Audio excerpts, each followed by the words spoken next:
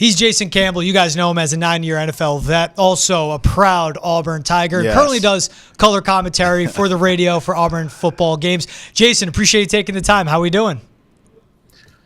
Doing good, guys. College football is still going, and just had a long season ourselves here at Auburn, trying to regroup and get things going back in the right direction. But overall, though, I think we're in a good place.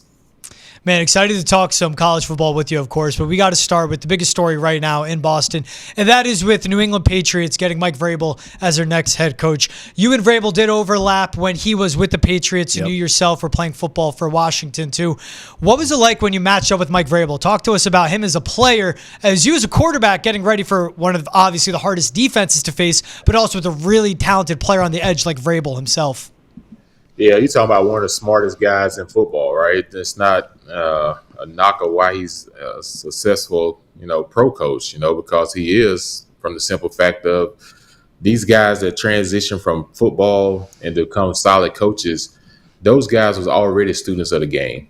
And he was just a player. And now he's a coach, and he's still a student of the game. And the things that he brings to any locker room is the experience. So no player can question, oh, do you know what it feels like to be out there in this situation? Because he can answer that yes. And then on top of it, now he's coached in the NFL for a while, and he's had a lot of success. While he was in Tennessee, they had some of their better years under him. And so now he brings along the success, and he instantly is going to galvanize that locker room as well from a standpoint of, okay, we've seen this guy do this before, so the guy's going to get in line pretty quickly. Jason, you as a player have had multiple offensive coordinators, multiple head coaches. What message can you give to the Patriots players? This is a young team, Jason. What message can you give to these young guys who are now welcoming in this coach and Mike Vrabel, who we know is no nonsense? We know how it's going to go. This is old school Patriot way stuff. What advice would you give to these young players now having this new voice come in? Well, I think the one thing is you better be attentive and willing to listen and learn. I think a lot of problems with a lot of young guys that they all feel like they've arrived already. Right. And some of them, it's hard to coach from that standpoint. They're making a lot of money. They're being used to being the superstar on their teams back in college, and now you got to rewrite the script. Now you're in the NFL and you're dealing with a different scenario, and this is your full-time job. There's no class, there's no homework. Your homework is studying film, dissecting plays, and figuring out how to get better, but also create a competitive environment. And that's one thing Mike Vrabel does very well in the places he's been, is he's always created a competitive environment. So if you're a young guy, you want to make that roster, you have to dive deep and know exactly what you're doing. And then you have to be ready to compete at a high level and not be afraid of competition. He's going to do that as well. And there is a lot of talent on that football team. They're young and they're talented at the quarterback position. Like I said, Mayo, he was in a situation where he's been a player there as well, but he just hadn't had the experience of having the opportunity to be a coach for many years, like Vrabel has and competed in playoff games. So it's just a difference when you're talking about experience of who they're bringing in, in this situation. Damn, Jason, it's almost like you know me well, because you gave me a perfect transition to ask you about Drake Maye. I have to imagine you like what you see from the kid. There's no one I've met along my career who's better at breaking down quarterbacks than you. Give me some nuts and bolts here. What do you see when you watch Drake Maye? What do you like? What are some things he needs to work on? Sort of give me a scouting report of Drake Maye from what you've seen.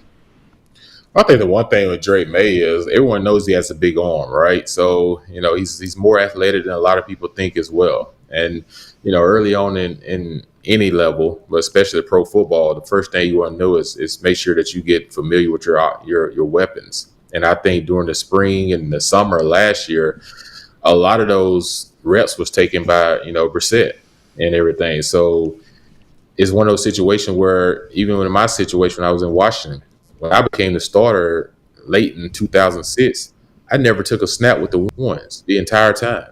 And it wasn't until my first week they said, hey, you're starting on the road against Tampa Bay. And that was my first week getting starter reps. And here we are, week 10 of the season, So that was very difficult. at that time, because quarterbacks know people don't know what you have to go through to get ready to play games, and a lot of it is chemistry. So I think for him is having a full off season as a starter, having a full off season building chemistry with the receivers, getting in and out of the huddle, calling the plays, not kind of looking over your shoulder mentality, but just understanding that, hey, this is your team. You have the keys now to give him the opportunity to drive and see what happens. But I just think overall for him, he's very talented. I just think from a mental standpoint, they have to make sure that he knows he's the guy and everything. And I think, and also from that standpoint, is give him the time to make those mistakes and that time to grow, and not compare him to how Tom Brady did it. You know, don't compare him to other quarterbacks. Give these guys an opportunity to be their own man. I think a great thing to his advantage, and I love that you point that all out, Jason, is that he didn't have to follow Tom Brady. There was Cam Newton, there was Mac Jones, and then there was Jacoby Brissett for the stopgap and all that, and now it's Drake Maye.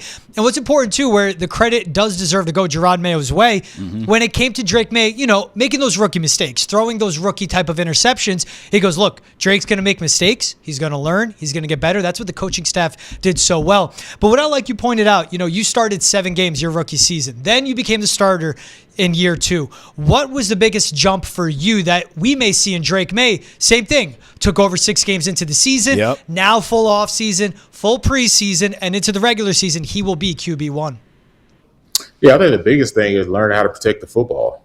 You know, the game moves so much faster at that level, and understanding that sometimes every game comes down to the last 2 to 3 minutes and who has the ball last. We just saw it last night in the playoffs.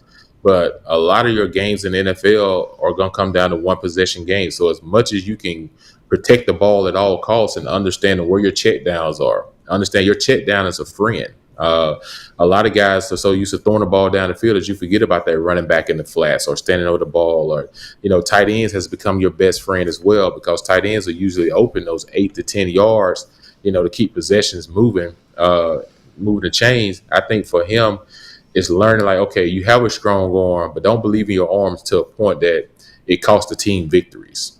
You know, to understand, like, okay, this may be a time for me to check the ball down. This may be a time for us. It's okay for us to punt, you know, depending on the type of defense. And, you know, Mike Vrabel, his defense is going to be good. And, you know, he's going to have a solid defense. He did when he was at Tennessee. So offensively, when you're working with a defense that's a really good defense, you know you can take some chances, but you also know don't give the game away, because I believe our defense is going to keep us in every ball game from a possession standpoint. Jason, just hearing you talk, especially about the tight ends, it kind of made me think, you know, around here, we all have these GM hats on, and we're all like, this is how you need to build around Drake Maye. But I want to hear from you. You know, and look, you won't say this because you're humble, but I will. I mean, it was fumbled how to build around you, okay? We'll just put that out there, because you should have been built around a specific way and you weren't. So as you look at a young talent like a Drake Maye, can you rank these? Is it weapons on the outside? Is it an offensive line? Is it a dynamic run game? Obviously, all this stuff is important, Jason, but if you were to give, like, order of importance, order of operations here, we need to do this first, then you can add that, then you can tinker with this. What would it be? O-line, run game, weapons on the outside as you see it? Well, let's just look at what type of offense Mike Vrabel likes to run first, right? You think about the time he had Derrick Henry and Tannehill. Right. You know, he pretty much turned Tannehill into a Pro Bowl quarterback for the most part. He protected him in a lot of ways by having a strong run game. Tannehill was a guy that could throw the ball as well. But the thing that he had was someone that had the ball off to, in Derrick Henry. He had a good offensive line. They always had that possession receiver. Who's the possession receiver right now for the Patriots? You know, you got to find out who's my possession receiver when it's 3rd and 4, 3rd and 5. You got to have it. Who's the guy I'm dialing it up for? And to create an opportunity for that guy to win. You always need a veteran receiver. I always look at it this way. You look at C.J. Stroud for Houston. They have a strong defense. That's number one. Number two, they went and got Joe Mixon to run the football. And now you have a running back that keeps a 8th man in the box sometimes and allow you to have one-on-one outside. But then he has elite receivers. He has veteran receivers. And to go along with some of the young guys. So it's hard to just stick a young quarterback out there with a bunch of young receivers and say, hey, let's go get it done. These are veterans in the NFL, some 9, 10, 11-year vets that have seen everything. You need someone to be able to talk to those guys on the sidelines. And there's some things that a coach can't tell a player, but a player that's done been through it may say, hey, I can help you with the adjustment on the field where we get in a certain coverage. Like, hey, I can give you a signal to say, hey, this is how you need to free release, or this is what you need to work on, because you can't always be on the field as a coach. And I just feel like what Vrabel's going to do there is he's going to bring in a strong run game. That's what he's going to do first. That's a quarterback's best friend. You got to have a solid tight end, and you got to have a solid left tackle. And in today's game, the way they flip defenses a lot, you got to have a strong right tackle. So everything starts to me is inside out, is build your left and right tackle, get that secured, get the kid a really solid tight end, but he needs a veteran receiver and a strong run game. And because you look at that division as a whole, like New England is not too far from getting back. The Jets doesn't overwhelm you right now. Right. Emmett's still trying to figure out, it's some chaos going on there now, with everything. So they're trying to figure out what's happening there. So it gives you the opportunity to say, hey, this thing is not so far-fetched that we can't get ourselves back into it. So it's just a matter of them bringing in a couple of veteran guys and not overloading the locker room, but building that thing inside out. Yeah, I think it's great you point that out. Mike Vrabel said it ad nauseum in his introductory presser. Yes, he's defensive minded, but he kept saying, hey, those defensive lines are really good out there. Those DNs are better athletes they've ever been. Yes. And pointing that out in a way of, I got to find a way to protect Drake Maye. For a defensive minded head coach, he was so offensively forward, and that's what's encouraging to hear about Drake Maye before he even got into any conversation about his coaching staff. Jason, you started out with Joe Gibbs, then it went to Jim Zorn. What was it like to have that shift in a head coach leading an entire team, and what challenges did that present to you as you were just finding your way in the NFL, and then 2 years in, boom, year 3, new head coach leading the franchise?